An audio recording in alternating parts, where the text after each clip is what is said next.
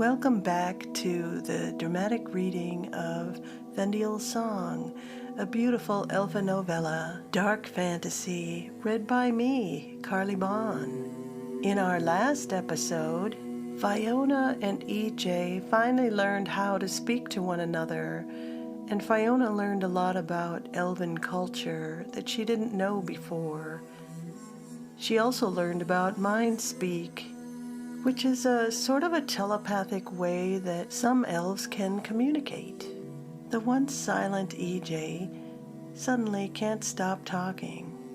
EJ does have affection for Fionna, truly he does, but he starts to change, and as his memories come back, he becomes a different person, someone we haven't met yet. I don't know if this is good or not. I guess we're going to find out. Chapter 12, Eyes Wide Open. Trigger warning, this next episode does include extreme violence and self-destruction.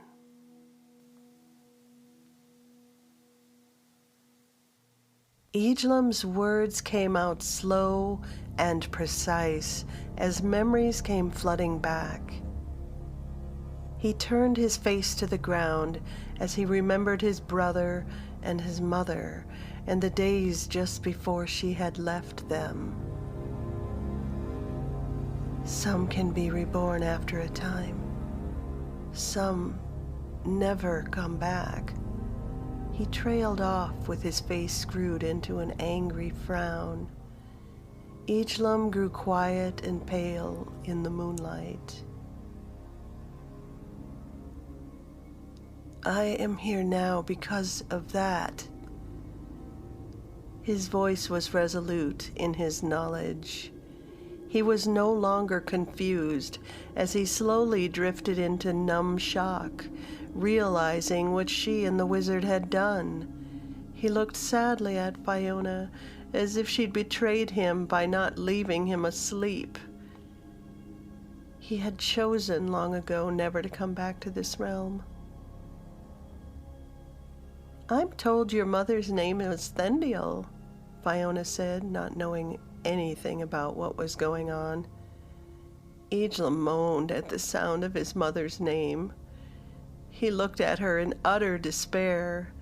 As their eyes met, she suddenly realized something was terribly wrong. EJ felt like she had just punched him hard in the gut. The burn flared into a roaring fire inside him as he pressed his face into his hands. I am remembering that. EJ desperately gasped for breaths that didn't come. His hands and face soaked with his tears splashed down his arms in hysteria. He fell over in the grass. EJ, what is it? Fionna asked, frightened and confused by his sudden transformation. All she could say is, I'm sorry, I'm so sorry. Please, EJ, tell me what's wrong. I didn't mean to say it. Oh, gods, what have I done to you?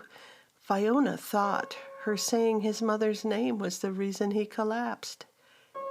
She could not know EJ was buried in an avalanche of voices and memories as his past life came flooding back. Fionna put her arms around EJ and cried out to the wizard Farghal, Papa, help me, Papa, not knowing what else to do to console Eijlam in his sudden pain. Farghal rushed to their side and helped lift Eijlam off the ground. Fionna followed behind as the wizard half-carried EJ back into the small cottage.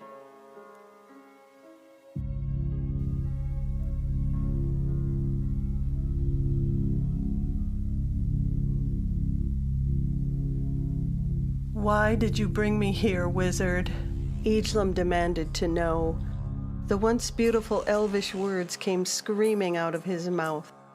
Everything rational seemed to have gone out of him as he paced back and forth like a caged animal in front of the hearth. This was to be expected, Farghal answered placidly, trying to be a calming voice of reason. We thought you might be angry when you came to realize your life again. It is easy to sleep unaware in the passage of time in the soft waves of Ilmatar. Then why must I be made to suffer? Eijlam asked. Had I not made my choices, why are you hurting me so? Eijlam was half out of his mind in despair at finding himself alive again in the mortal realm. Fionna, with her newfound mind-speak, was having a hard time blocking out all the uncontrolled grief and anger he was projecting. Please stop, her eyes pleaded with him. So blinded was he by his anguish, he could not even look at her. Who is this we you speak of? I know what you are, wizard. EJ's neck bulged under the strain of his anger as he turned on Farghal, full force, compelling the wizard to speak. You are ordered to answer truth, now. Farghal would have gladly answered Eijlam because of the affection he had for him and Fionna. But he choked as he felt pressure squeezing around his lungs from the impact of Eijlam's untrained power. You stepped into your father's realm by accident, he wheezed, almost entirely out of breath. Seeing what was happening, Fionna plunged herself into EJ's shoulder, screaming, Stop, EJ, stop! You're hurting him! Eijlam was startled into seeing the wizard suffering. He didn't understand what had just happened, so he turned away harshly, shaking Fionna off. Rubbing his right temple with his hand set his hair into a mad, disheveled mess. Fionna stumbled away to the hearth, crying. Tell me this is not your truth, Farghal tried to reason with him. He could breathe again as Eijlam focused his mind elsewhere. Eijlam struggled against his rage as he sought to remember details, but the pain of grief skewed his mind. He reeled around, holding his head as the memories of that day came pouring back. I was watching my mother leave, he keened. She was too young to feel the weight of time, but she was leaving us. He was horrified as he spoke. I know it was my fault. For her weakness, I should not have been born. I was the one who should have been leaving, not her. But the horses came for her. He growled through clenched teeth, glaring sadly at the wizard. He stalked around the room again as his eyes turned cold. Farghal hoped he would not accidentally use his powers on him again or hurt Fionna. He started gathering and concentrating energies for defense, just in case. EJ tried to find a less bitter clarity, but he could not. My own brother believed it. I caused her to die. He shamed me and I ran away. I was going to the riverbank to think. I ended up here. EJ's eyes grew large, surprised at the force of his own abrupt loudness. Fionna wanted to say she would never believe what he thought was true. Clearly, this was all a huge misunderstanding. He had to be reasonable, but before she could speak, another wave of grief crashed into his heart. He writhed in the burn of it. Dagonin, he screamed at the top of his lungs. The blast from his voice started a roaring wind that swirled around the room, banging and knocking things to the floor. Why am I here? I must be gone. I want to be gone, he shouted through clenched teeth as he stood in the eye of the storm. An eerie calm surrounded Eijlam when his eyes saw the knife blending into the wooden table in front of him. It lay half hidden among the dishes and some dusty scrolls that the wizard had been studying just before all this began. He impulsively grabbed for it, and in one swift motion cut into his own throat. Fionna could hear the thumping of his heart slow as the true death came for him. She gasped in horror as his face jerked back from the force of his actions. For one long frozen moment, Eijlam's eyes looked at her as if to apologize for what he had just done. But it was too late. Red blood gushed down his neck over his other hand, clutching at the damage. She instinctively reached forward. His eyes rolled back in his head as he lost consciousness. The echoes of Fiona's screaming filled the room as he collapsed into her blood-splattered arms. The wizard turned, and in an instant his staff flew into his open hand from its place against the wall. He swung it upward. Words of power filled the air, and time stood frozen before the bloody knife could even hit the floor. It all happened so fast.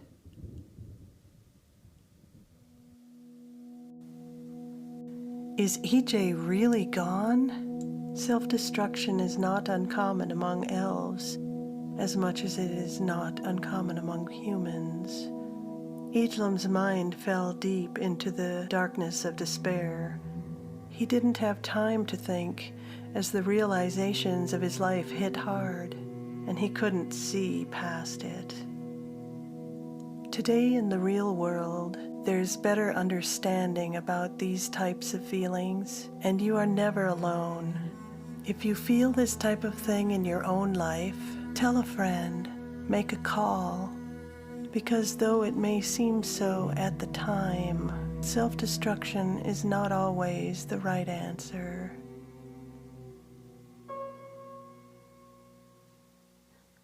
Thendiel's song will be available for purchase after November 1st. You can find it at Amazon, Barnes & Noble, Powell's, and any quality bookstore all throughout the world.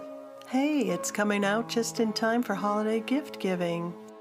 Mark your calendars for May 7th when Tales of Eldelórne will return for Season 2. You won't want to miss one moment of the gripping story of Thendiel's clan as we continue the adventure down the path into the unknown. Coming up in the next episode. I'm orphaned too, Papa, Fionna cried, alone in her room. What are you doing to my own heart? Her whole neatly balanced and ordered life turned upside down, all because of the intrusion of Eijlam. Fionna clutched the edges of her pillow. Burying her face, she screamed. At first she screamed in frustration and anger, and then she screamed again for her sadness and loss. And then Fionna screamed for EJ's loss until she dropped into exhausted, dreamless sleep. You can keep up with what's going on by checking out my website, karleighbond.com. And I would like to thank you for listening, truly from the bottom of my heart. This story means a lot to me, not just because it's the first book I wrote, but because things can be harsh out there in the real world. So at least we can go to Eldelórne and see what they're doing, and maybe appreciate our own lives a little better for it. And just so you know, while I was working very hard at producing these episodes for you, I also went back and did redo like the first 4 chapters, so you might want to check them out. And if you get a chance, give me a 5-star rating. That will help Tales of Eldelórne be found among the thousands of other podcasts that are out there, and I would really appreciate it. And until we meet again, Galu, Anna Erin Radin, Melan Amin. Hey, it's a 30-second message from our sponsor, and it's me. In the beginning, there was only my idea to share my stories with the world. I wrote a trilogy called Tales of Eldelórne, and I published it to Amazon and Kindle. In the meantime, I researched all available podcasting companies. Anchor was the only one free to use with no restrictions and all the features. And like a dream come true, now my writing can be heard through Spotify, Apple Podcast, and all the pod carriers in the world. And I could have monetized from day one, but I chose not to because sharing my stories with you was more important to me. So if you have a dream to share with the world, go to Anchor FM to get started or download the app. And if you like my stories, go to Amazon.com and buy Tales of Eldelórne by Karleigh.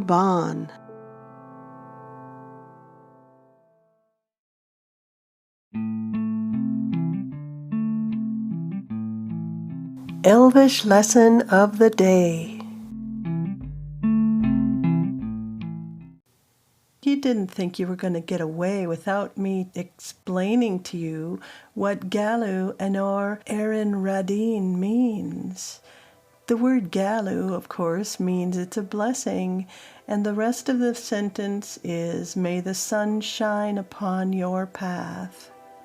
Having seen just a sliver of what this dark fantasy is going to bring us, I think sunshine would be a good thing. Walk in the sunshine, friends. Until next time, Anor Erin Radin.